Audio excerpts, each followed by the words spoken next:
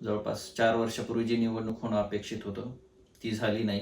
प्रशासक काळ गेला मध्ये आणि कुठंतरी विकासाला थांबा भेटला म्हणा किंवा जे मार्गक्रमण होणं अपेक्षित होतं शहराचं ते झालं नाही. आज या शेवगाव शहरापुढे कोणते चॅलेंजेस आहेत असं तुम्हाला वाटतं?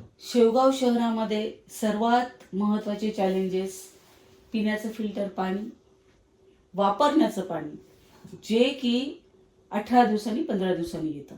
या प्रश्नावरती मी आंदोलनही केलेलं होतं. त्याच्यामध्ये हाही प्रश्न होता, जर तुम्ही महिन्याला 2दा पाणी देताय तर तुम्ही टॅक्स पूर्ण वर्षाचा आमच्याकडून का घेताय? म्हणजे वर्षातून 24 वेळा पाणी 24 फक्त. वेळा पाणी फक्त येतं आणि पर मंथ 2% टॅक्स आहे नगर परिषदेचा. मग हा जेव्हा आपण विचार करतो, हे आपण प्रश्न विचारतो, त्याच्यानंतर बाकीच्या लोकांना जाग येते. आज हा प्रश्न आजचा नाहीये, वर्षानुवर्षे तोच प्रश्न आहे.